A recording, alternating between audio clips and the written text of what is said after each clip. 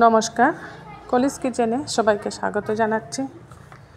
আজ ডিম দিয়ে একটা পোলাও রেসিপি বানাচ্ছি, খুব সিম্পল রেসিপি। এর জন্য এখানে আলু সিদ্ধ করে নিয়েছি, আলুগুলা ছিলকা ছাড়িয়ে নিচ্ছি। ডিমও সিদ্ধ করে নিয়েছি। প্রথমে আলুগুলাকে ছিলকা ছাড়িয়ে নিচ্ছি। 2টা আলু নিয়েছি, এখানে বড় পিস করে কেটে নেব।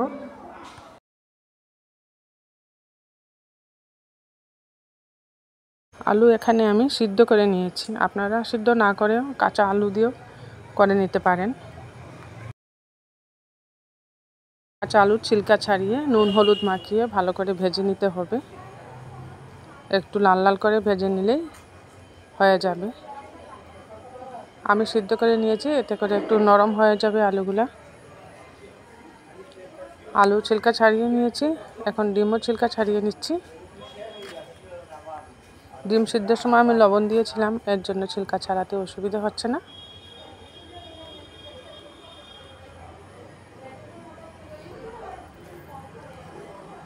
ডিমগুলাকেও এক এক করে সবগুলারই ছিলকা ছাড়িয়ে নিচ্ছি।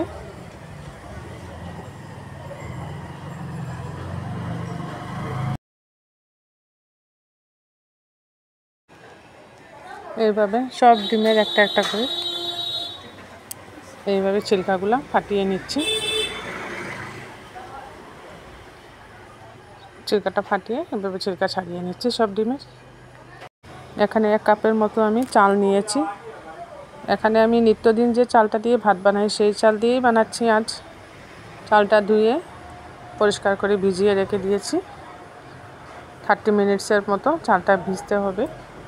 আর এদিকে ডিমগুলার গায়ে একটা কাট মার্ক দিয়ে দিচ্ছি, এতে করে যখন ডিমগুলো আমি তেলের মধ্যে ভাজবো তখন ফাটার সম্ভাবনা থাকবে না। এইভাবে সব ডিমগুলোর মধ্যে কাট মার্ক দিয়ে দিচ্ছি। আলুটাকেও 2 পিস করে কেটে নিচ্ছি। বড় বড় করে 2 পিস করে কেটে নিচ্ছি আলুগুলোকে। সিদ্ধ করে রাখা আলু আছে, এর জন্য একটু পিস বড় করে কেটেছি, তা না হলে ভেঙে যাবে।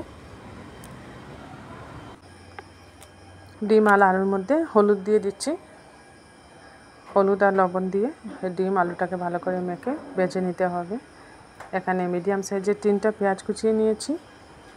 এখান থেকে কিছুটা পেঁয়াজ আমি বেরেস্তা বানিয়ে নেব। কড়াইতে একটু বেশি পরিমাণে সরষের তেল দিয়েছি। তেলটা গরম হয়ে যাওয়ার পর কিছুটা পেঁয়াজ এর মধ্যে দিয়ে মুচমুচে করে ভেজে বেরেস্তা বানিয়ে নেব।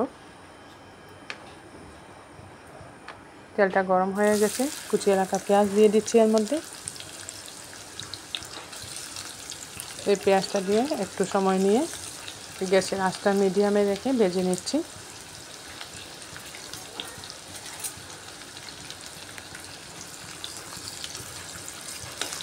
পেঁয়াজ বেরেস্তা বানাতে একটু সময়ের দরকার। এবার গ্যাসের হিটটা বাড়িয়ে দিয়েছি। বাড়িয়ে দিয়ে বারবার নাড়িয়ে এভাবে মুচমুচে করে লাল লাল করে বেরেস্তা ভেজে নিচ্ছি।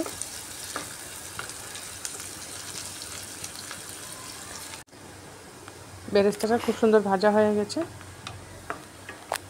দেখুন খুব সুন্দর কালার চলে এসছে বেরেস্তা। এখন উঠিয়ে নিচ্ছি।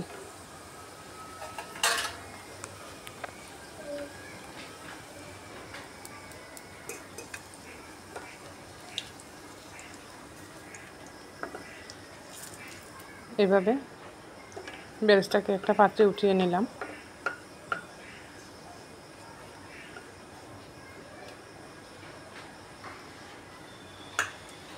এবার এই পেঁয়াজ ভাজার তেলের মধ্যে আর একটু তেল দিয়ে দিচ্ছি। প্রথমে যে হলুদ দিয়ে রেখেছিলাম আলু আর ডিম, এর মধ্যে নুন দিয়ে ভালো করে মেখে ডিম আর আলুটাকে ভেজে নিচ্ছি। আলুগুলো খুব সুন্দরভাবে এক এক করে তেলের মধ্যে দিয়ে দিচ্ছি। একটু ধীরে ধীরে উল্টে পাল্টে ভাজতে হবে, যেহেতু সিদ্ধ করা আলু।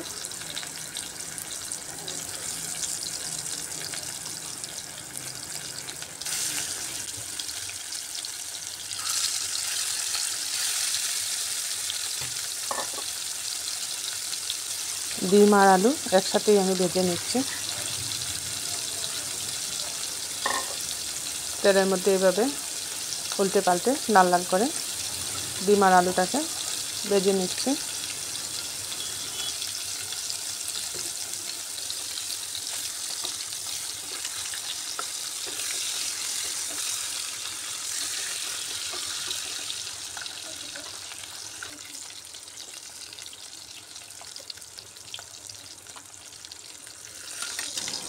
ডিমগুলোকে আগে উঠিয়ে নিচ্ছি। লাল লাল করে ভাজা হয়ে গেছে ডিম। আলুটাকে একটু সময় উল্টে পাল্টে ভেজে নেব।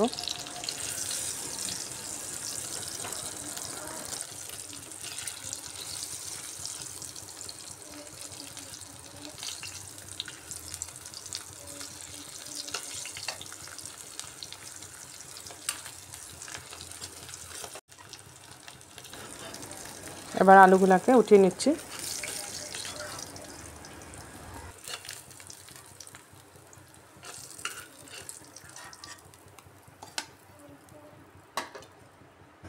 এই ডিম আলু ভাজা তেলের মধ্যেই দিয়ে দিচ্ছি এখানে ফোড়নে দিয়েছি জিরে, দারচিনি, এলাচি, লং।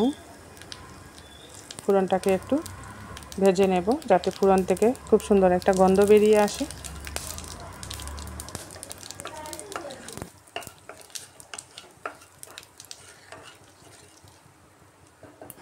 এবার এর মধ্যে কুচিয়ে রাখা পেঁয়াজ দিয়ে দিচ্ছি।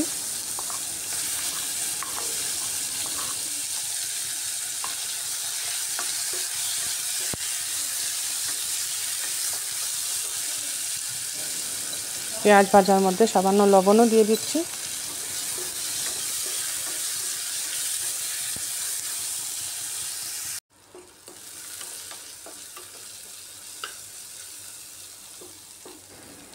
পেঁয়াজটা ভাজা হয়ে গেছে। জিঞ্জার গার্লিক পেস্ট দিয়ে দিচ্ছি এর মধ্যে।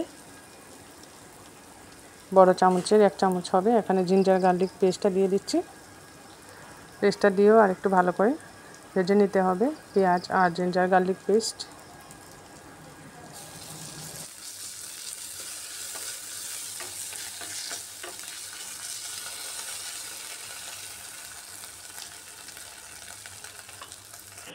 এবার এর মধ্যে সব গুঁড়া মশলাগুলো দিয়ে দিচ্ছি। প্রথমে দিচ্ছি হলুদের গুঁড়া, তারপরে দিলাম জিরে গুঁড়া, তারপরে দিচ্ছি লাল লঙ্কার গুঁড়া। লাল লঙ্কার গুঁড়াটা একটু বেশি দিচ্ছি, একটু ঝাল ঝাল হলে ভালো হবে রেসিপিটা। আর জিরের গুঁড়া দিয়ে দিচ্ছি সামান্য, প্রয়োজন মতো লবণ দিয়ে দিচ্ছি এর মধ্যে। সব কিছু দিয়ে মশলাটাকে ভালো করে কষিয়ে নিতে হবে। লবণ দিয়ে সামান্য জল দিয়ে দিচ্ছি যাতে মশলাটা পুড়ে না যায়। জল দিয়ে মশলাটাকে এবার ভালো করে কষাচ্ছি।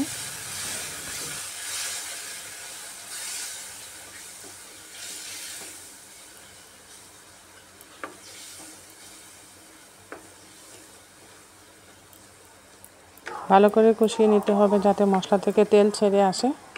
এতটুকু পর্যন্ত মশলাটাকে কষাতে হবে যতক্ষণ না তেল ছেড়ে আসছে। এবার এর মধ্যে দিয়ে দিচ্ছি আমি মিট মশলা। এখানে মিট মশলাটা দিলে খুব ভালো হয় গন্ধ।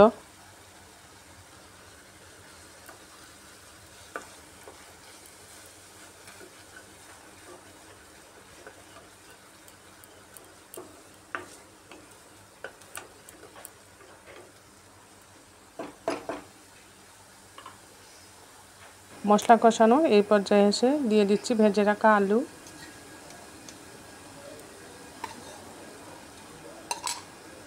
আলুগুলা দিয়েও মশলার সাথে একটু মিশিয়ে নিচ্ছি।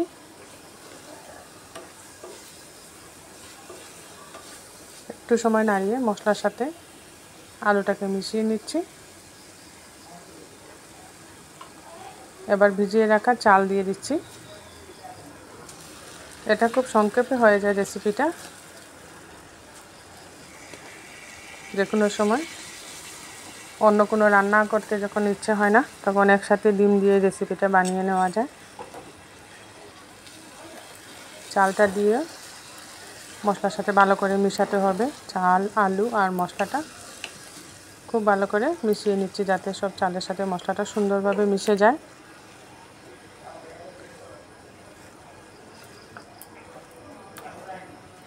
এইভাবে ভালো করে মিশিয়ে নিয়ে বাকি চালটাও দিয়ে দিচ্ছি।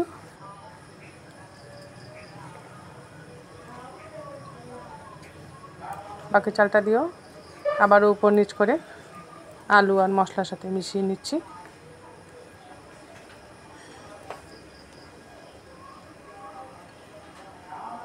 এবার এর মধ্যে দিয়ে দিতে হবে পরিমাণ মতো জল।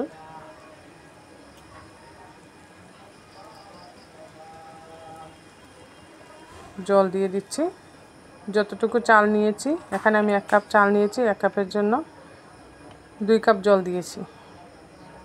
2 কাপ জল দিলেই হয়ে যাবে, আর যদি প্রয়োজন পড়ে গরম জল দিয়ে দিলেই হয়ে যায়। সামান্য একটু গরম জল দিলে হয়ে যাবে। এবার ভালো করে ফুটিয়ে নিচ্ছি। প্রথমে ভালো করে ফুটিয়ে নিতে হবে, তারপর ঢাকা দিয়ে 10 মিনিট রান্না করতে হয়। উপর থেকে কাঁচা লঙ্কা দিয়ে দিচ্ছি। এবার ঢাকা দিয়ে 10 মিনিট রান্না করে নেব। মধ্যে মধ্যে ঢাকাটা উঠিয়ে উপর নিচ করে নাড়িয়ে দিতে হবে,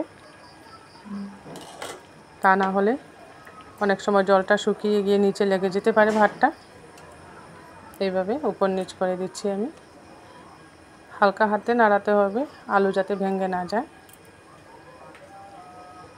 এভাবে নাড়িয়ে আবারও ঢেকে দিচ্ছি।